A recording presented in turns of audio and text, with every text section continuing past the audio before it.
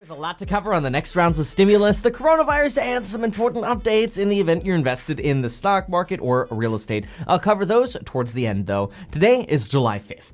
In the latest 2020 news, as if this year couldn't get weirder, apparently Kanye West is now suggesting he wants to run for president in 2020, in which Elon Musk has already indicated his full support.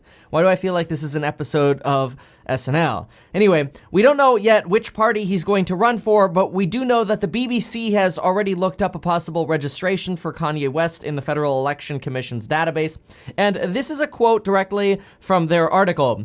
The closest name the FEC database shows is a candidate called Kanye D's Nuts West, who filed their papers with the Green Party in 2015 under the address 1977 Gold Digger Avenue, and appears to have raised no money.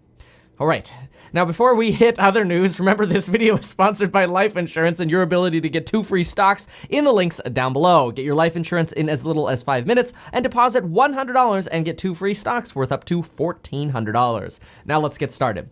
Leaks from Capitol Hill suggest that Senate Republicans are quietly putting their own Phase 4 bill together.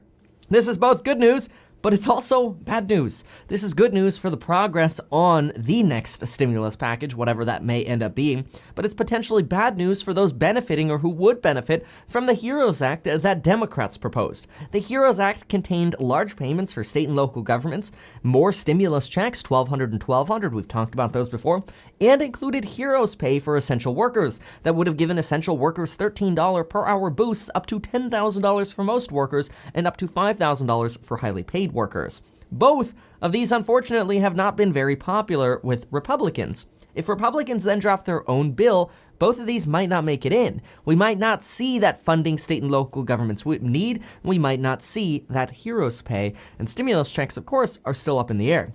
However, apparently, Republicans are starting to draft this bill in an effort to get all Republicans on the same page before they negotiate with Democrats. Remember, Republicans drafted the CARES Act, which was ultimately passed by both sides, so we kind of have this precedent of the Senate and Republicans drafting the first successful set of legislation and then plowing it through the House.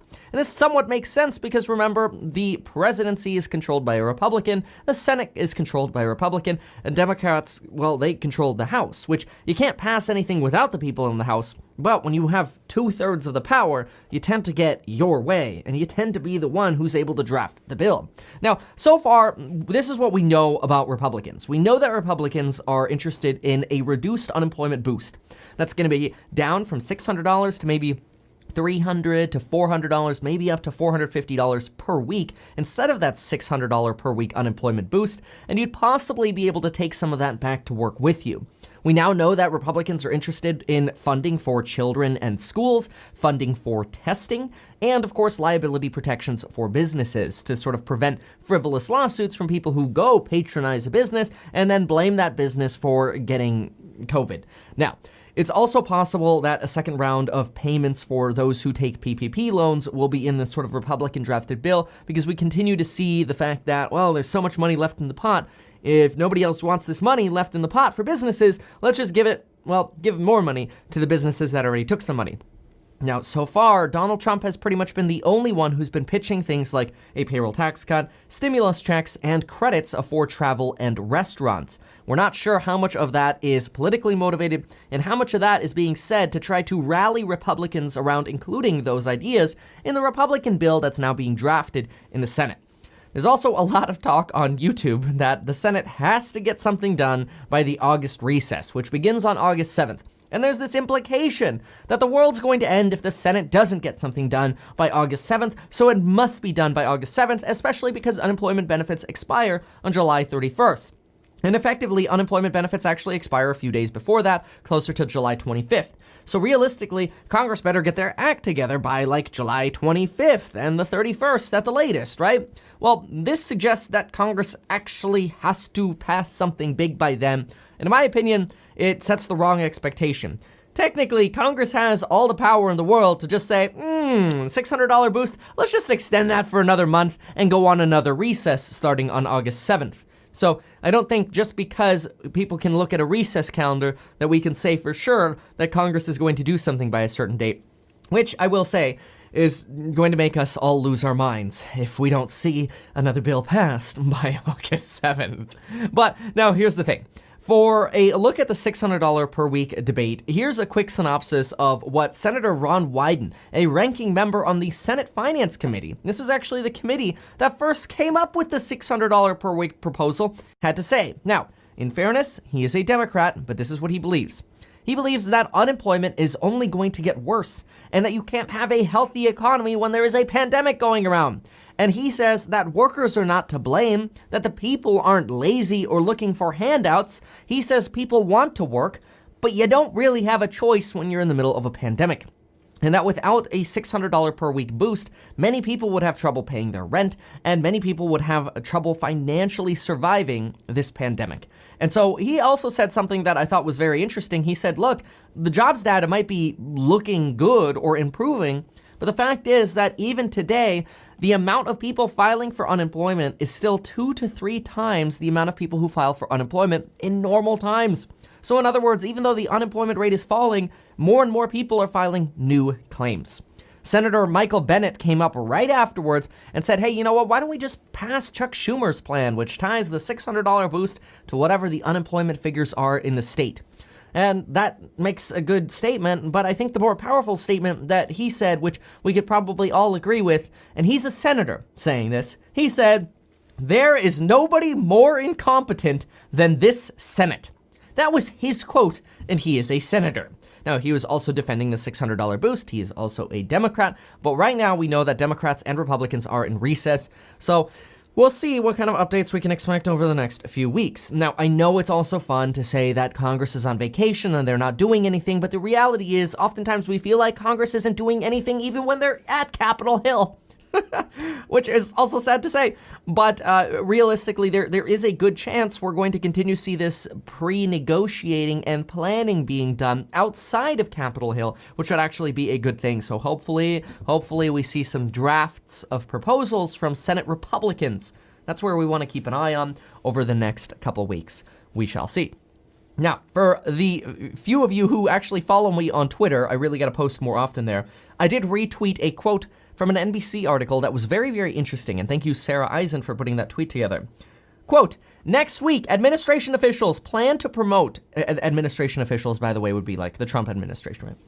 Plan to promote a new study they say shows promising results on therapeutics, the officials said. They wouldn't describe the study in any future or further detail because they say its disclosure would be, quote, market moving. Therapeutics, of course, are treatments to try to keep deaths down and hospitalizations as short as possible for COVID-19, and treatments for COVID have been seen as the potential for opening our economy in the fastest way possible. Think about it. A treatment means we're basically able to open the economy instantaneously because realistically only the people who get sick need treatments, so you need far fewer of them. Whereas a vaccine can take years to reach everyone, or at least everyone willing to take it, and then for our country to actually experience some sort of herd immunity might literally take 2 years. This is why therapeutics and treatments would actually be very dramatic for the stock market and really all of the stocks who have suffered from this pandemic, notably the airlines, the cruise lines, the malls, retail, restaurants. And you know what? I've been bullish about a lot of these on hopes of a recovery, but I will say I've reduced my portfolio to such stocks to under 10%, mostly because I've been betting on more of the big high growth companies and the companies that have the potential for high growth. I just finished reading the Lemonade Insurance SEC filing, their first prospectus, and I have to say I'm bullish on the company. So stay tuned for more updates from me on that company with what I feel about it. But in the meantime, remember you can also buy these stocks using Webull. Use the link down below, deposit $100, and you'll get 2 free stocks, which you could sell those 2 free stocks and then just go buy whatever you want, like Lemonade. Or if you're crazy, Dave & Buster's. All right, now let's keep moving on. We'll see how the market ends up, this week. I expect obviously nothing but crazy volatility, which is what we've had for the past few months. Now, this is really interesting.